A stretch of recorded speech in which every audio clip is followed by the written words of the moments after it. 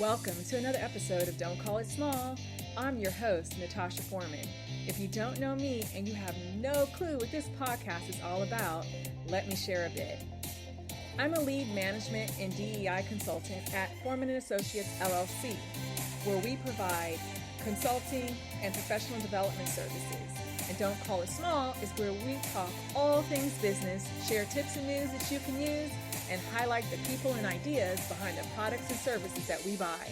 To learn more about our team, please visit ForemanLLC.com. Hello, everyone. How are you doing today? It is an absolute blessing to be here with all of you. Oh my goodness. Today, if you hadn't paid attention to the topic, today we're going to talk about cross-training. And I don't mean in fitness, although I will make a fitness reference to help you out. But we're going to be talking about cross-training in business. And I want to start off with a quote from Leslie Gordon out of the book Employee Development, Big Business Results on a Small Business Budget. Leslie says that cross-training is a win-win-win scenario or situation, Trained employees win because they feel valued. Trainers win because given the opportunity to share their expertise, and the organization wins because employee satisfaction has increased and continuity of services have been enhanced. And some of you may say, what? But if you think about it, many of us have heard of cross-training. And some of us have taken part in it as both the trainer and as the trainee, but do you understand the function and purpose of it, the value of it? So and you may say no, or you may have a viewpoint, but after listening to this episode, let's see if you change your opinion and viewpoint. Cross-training involves teaching a worker who was hired to perform one job function, the skills that they need to perform one or more other job functions. And we can see the benefits crystal clear in sports. So, let's visualize this cross-training in sports. It helps to reduce and possibly avoid injuries that are caused by overuse of, muscles and movement. It balances the development between muscle groups and prevents boredom. You can't get bored when you're cross-training. If you take those same concepts and inject them into the workplace, you can reduce and possibly prevent burnout and high turnover. You can create a sense of balance between work groups, team members, departments, and divisions. And the switch up can definitely reduce boredom, as there's no room for the mundane when you're doing something different. When companies post jobs that request a person to have a flexible mindset, sometimes we're thinking, just about the openness. And it very well can be that they just want you to have an open mind to different possibilities and different ways of seeing things and approaching scenarios so that you're not rigid. But also it's flexible, and there's flexibility in thought and practice, but there's your ability to handle multiple and possibly different and unrelated jobs and projects and tasks. So when we look in micro and smaller size businesses, it's almost the norm to wear two or more hats. It's just a given. But as that company begins to grow, you start to see where people get more either specialized, or they just, they kind of stay in a realm. And some employees, they balk at the idea of cross-training and see it solely as a cost-saving business model, right? They see it only as the benefit, the win for the business. They don't necessarily see the win scenario for them. But you should also see, yes, okay, it is, of course, it does save the business money. It is a cost saver, but you should also see it as a learning opportunity to broaden your skill set and horizons to potentially position yourself in a greater role. I'm about to jump ahead of myself, but a company has to have faith in your ability to learn and apply the new skills. So hopefully you would see them coming to you to cross-train you for other roles. You should see that as a compliment. As a cross-trained worker, you're given more opportunities to contribute more and greater to a company. You never know, and I'm going to say this again, you never know what opportunity that may be position for you that you may be better aligned for, and you've only been, really focused in this little tunnel that you're in. Actually, you're more like a hamster wheel. I'll give you that visualization. So people have a tendency to put themselves and others in boxes and label the heck out of anyone and anything. And that's also why a lot of people get stuck in jobs and careers, because they stayed so narrow and cautious in some ways that they never considered what they would and could do if they lost their job or their field, phased out. I mean, let's just think about some things. We no longer have a need for human alarm clocks. Remember those people? They were oftentimes called knocker-uppers, right? They would tap on your window outside of your home or apartment to wake you up. Now we have alarm clocks. We have alarms on phones, tablets, TVs, and everything else.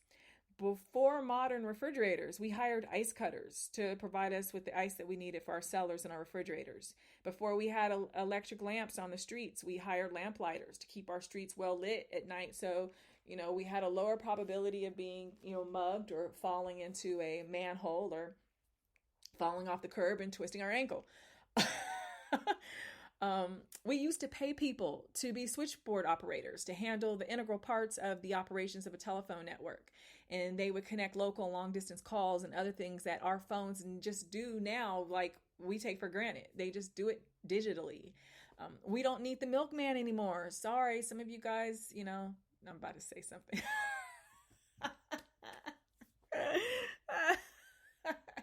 Remember with a joke that it used to be that you look just like the milkman? That's exactly what just popped in my head right now.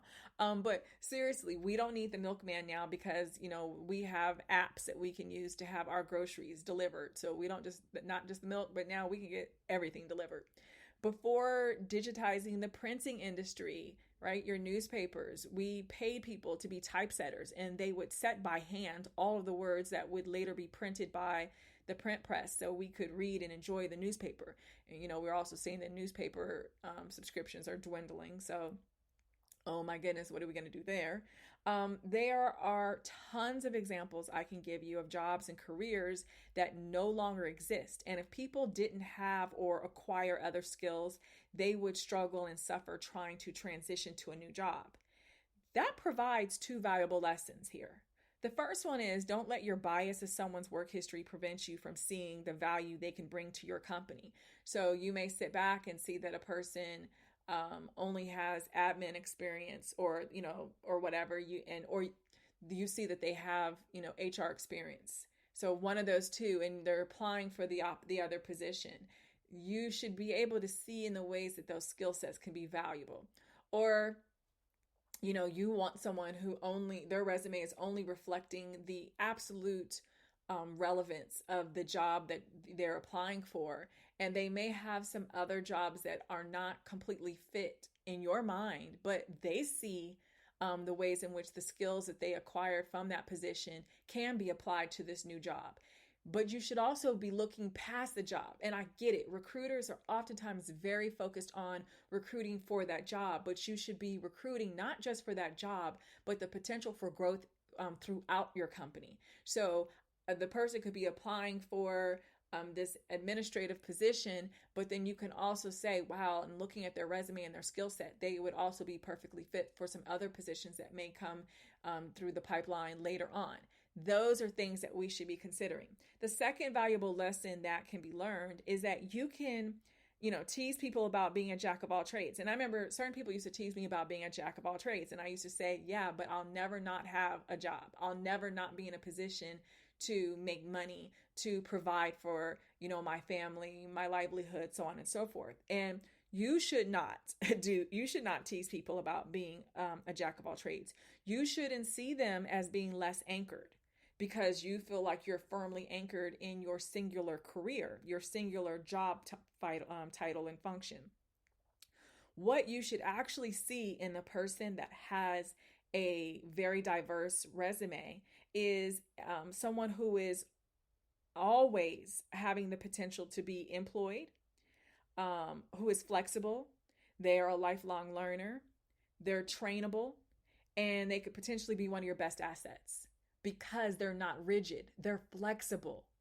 You can now place them in different areas of your company. You can have them take part in different projects and programs. They're going to probably be the ones who would most definitely volunteer or accept the opportunity to learn through, various development courses and training and so on and so forth. So I say that because a lot of people are very rigid and inflexible in their thinking as far as recruitment and as far as promotion. But I need you to expand your thinking. Get out of these boxes, people. Get out of the boxes and see the potential in people. Now, with more jobs being automated, cross-training should be even more appealing to you. It's hands-on, real-time learning and application with immediate feedback, something you rarely get taking a class on the subject matter. I mean, I can sit up here and create all different types of assignments and projects for my students to kind of simulate the work environment, but nothing, I repeat, nothing is as valuable to your learning as taking part in that actual work environment where their decisions, their contributions, there's an immediate impact. They can see it, feel it, right? There's some feedback that comes from that. We're seeing an increase in cross-training programs being designed and implemented in various workplaces. And this is better preparing workers to flex their minds to do more than one job. And as I mentioned earlier, yes, this is definitely a cost-saving idea. It can also increase employee morale. It can lower turnover, as I mentioned earlier, and it can increase productivity. Companies can create greater flexibility in their scheduling of their workers. And you may find that your operations management begins to actually improve. Now, it's not a guarantee because if you're just poor at managing, you're just poor at managing. But it could potentially help with your operations. I mentioned employee morale and job satisfaction. And when you know that your ideas as a worker, that those ideas and techniques and other contributions that you make lead to better solutions, don't you think your morale would skyrocket? It would definitely increase, and your satisfaction in and with the job would also increase. You begin to see the value in yourself through the lens of management. You get to see the value in yourself through the application of your work and seeing how that translated into a product, into an idea, into a solution, a service, whatever. So let's revisit flexibility. Cross-training helps to increase flexibility when workers can fill in when a coworker is absent, on vacation, and during peak demand periods. And during those periods like that, when a new hire comes in, they oftentimes struggle to quickly learn, adapt, and apply their new skills. Now, things don't have to slow up or come to a complete halt just because someone is absent. This is like a layered type of succession plan in a sense, because it is factoring in for the absence of a person, whether it's for a day or for an extended period of time. But it also helps to deal with the overall succession plan of someone's position being left open and available. You then don't have to then wonder and try to scramble to figure this out because you can already have it built in. And I'll talk about this in a future episode. Like, we'll go more extensively in that. But if companies create, if companies create, build, and nurture an environment of value, growth, and development of the people, right? Of the people, not just the profits. Because we see that there's always a focus on value and growth and development of your product line, of your profits and the profit margins, and in all the ways that your shareholders can get richer and richer. But if you're focusing on how we can enhance the value, growth, and development of our people, then workers can see the potential for improvement and how they can leverage it positively for other opportunities. Friends, this leads all of us to being more satisfied and happy in our roles and jobs that we have and within the company. When we feel good, we do more. And then we'll go above and beyond when we feel valued, appreciated, and needed. This leads me to a quote by Sybil F. Sturczyk. Sybil's a marketing and organizational advisor. And the quote says, "The way your employees feel is the way your customers will feel. And if your employees don't feel valued, neither will your customers." There you go. So this is an investment in your employees, which also then is an investment in your customers, who then invest in your company, which allows you to then recycle that, right, and pay it forward again to your employees. Everything just keeps going. It's an amazing cycle that can be formed. Now, you may have gotten a little pumped up from listening to me, and I may have hyped you up a bit, but don't pause me or walk away and say, "Oh, let me go roll out this cross-training program tomorrow or next week. Oh, this is great. This is great." Let me slow your roll really quick. Just slow you down a little bit. To roll out something of this magnitude, to do so, requires careful planning and great intentionality. Launching it in response to a crisis is a no-no. Launching just to save money is a no-no. Launching without a vision of seeing growth and development of your workers, whether they remain with your company or go elsewhere, is not a good look for you. You should be looking for the win-win-win. No one should feel or be losing in this work arrangement. And I need to stress that, because sometimes people are like, "Oh, wait a minute. Yeah, I can have my line cook also be able to be a server, and they can be a busser. I just keep rotating them through." This is not to work the mess out of your employees to the point of burnout. That's not a win for them. That's a loss. So you should look at all the ways cross-training can create opportunities for new jobs, both lateral and upward, management positions that could come from this, reinventing ways in which your company services your customers or clients. Think about this. Trainers could evolve to full-time or, a split-time type of multifunctional trainer within one or more of your job sites or regions. They could also become general or specialized managers. There's potential for people to help be the trainers and implementers of operational rollouts as locations open. You don't have to fear promoting people because you have tracked and measured their performance and other key indicators for months or even years. Now, based on this new model, this new way of thinking, promotion can be based on skill set, not just seniority.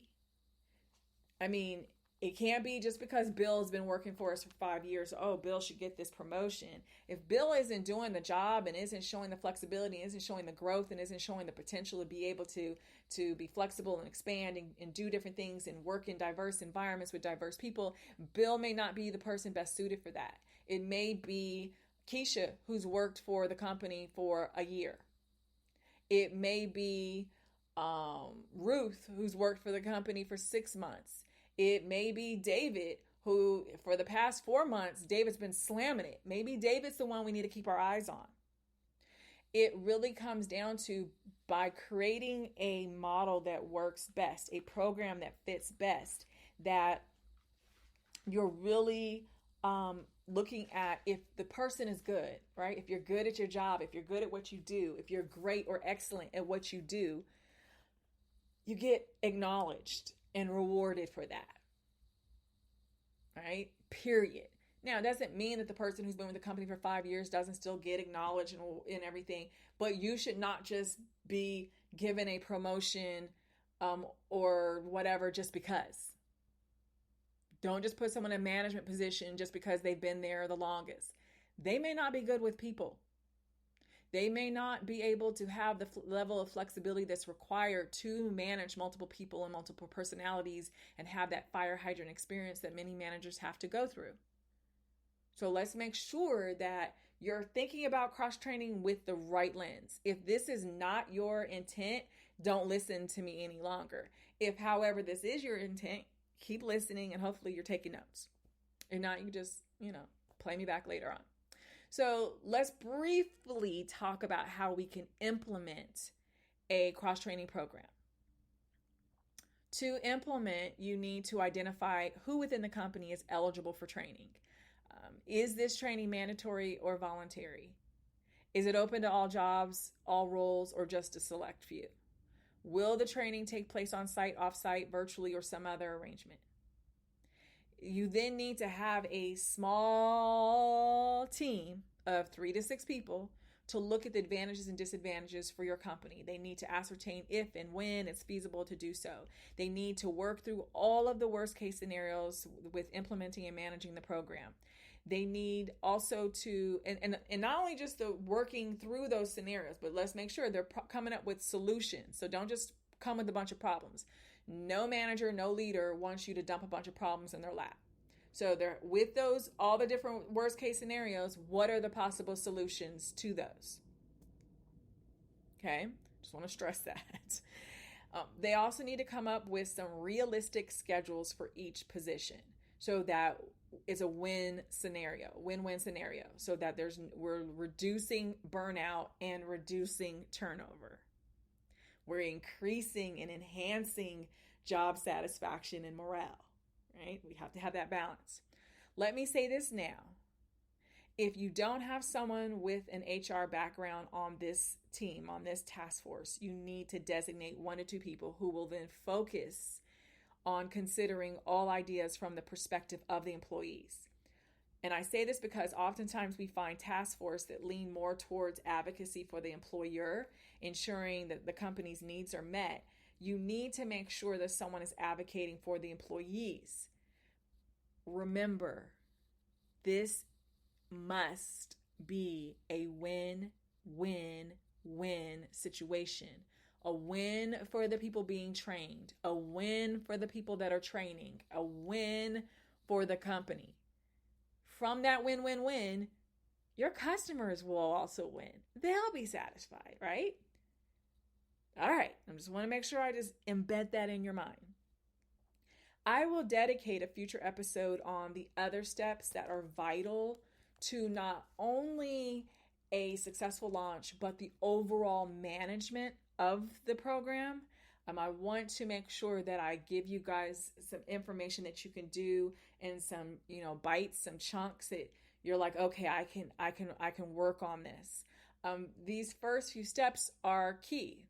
So, sitting back and looking at all these things, you have to start the planning. You have to start the research, and that lends into the planning before you start trying to implement. A lot of times people, put the cart before the horse. They, get so amped up and they just start running with stuff, and they're like, oh, just keep throwing the gum on the wall.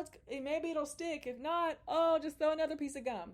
So I want to make sure that there's a sense of urgency, but there's also some intentionality that is tied to it, that you never lose focus of that. When your heart is removed from this, then what happens, it becomes very transactional, and you then will find that this is no longer a win-win-win. You'll start to see that this is a win-loss-loss.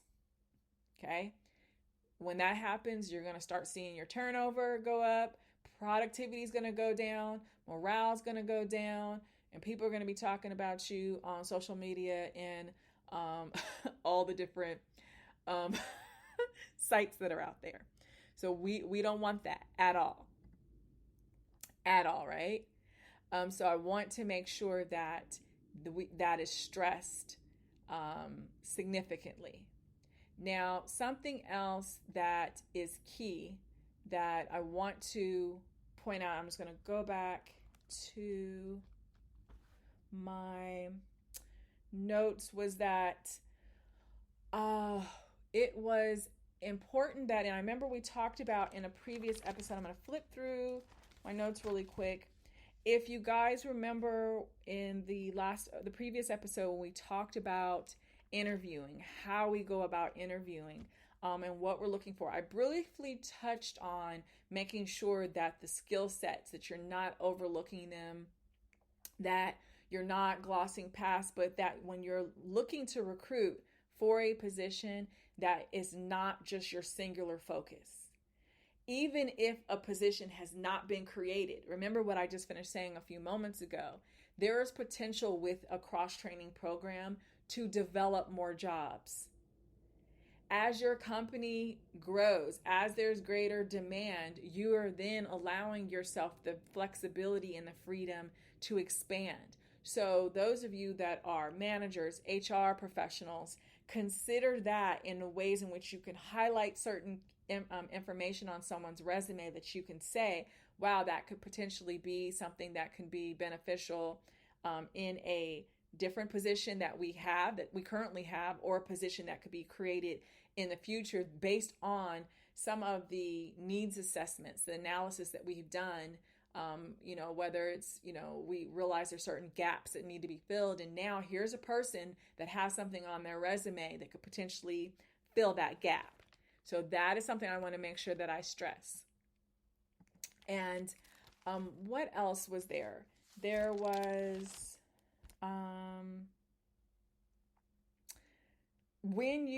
I will also say this, when you put together your team, and they are, as far as like that task force, and they are looking at all the ways that they can come together, make sure that you create a checklist, some type of framework that will keep them from having analysis paralysis, that will keep them from having like this gridlock type of thing where nothing gets done.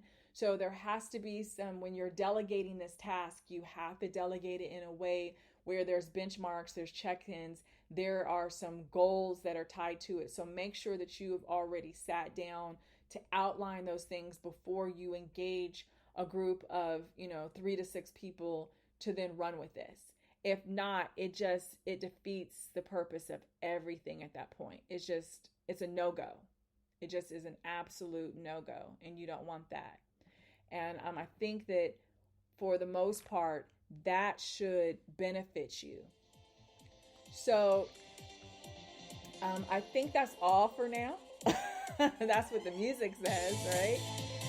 That's what the music says. You guys know what that means. It's that time. It's time to wrap up and go our separate ways until next week.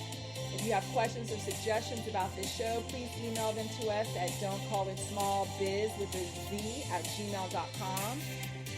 I want to share some quotes with you. Let's see, there's some inspiring ones that I have.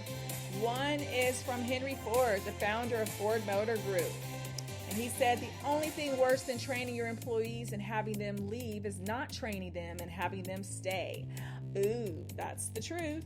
And a second quote from Julie Dirksen, learning strategy and design consultant. Julie said, learning experiences are like journeys. The journey starts where the learning is now and ends where the learner is more successful. The end of the journey isn't knowing more, it's doing more. There you go. With that, be sure to check us out on Facebook at ForemanAssociates and on Instagram and Twitter at ForemanLLC. Our podcast Twitter handle is It Ain't Small. Be sure to also follow us and share us with your friends, colleagues, and family. You can follow me on Instagram, Facebook, Twitter, and LinkedIn at Natasha L. Foreman. Reach out to me. Say hello. Share your story. I look forward to meeting you. I want to make sure that I give proper credit for our show theme song. It's called Higher Up, and it's by Shane Ivers. Thank you so much for tuning in to the Don't Call It Small Business Podcast, for sharing these episodes with others, and for your continued support. And don't forget what I tell you on each and every episode. Don't call what you're doing, planning, thinking, dreaming, little or small. Go big, go bold, or go nowhere. Have a super awesome day, everyone. See you soon.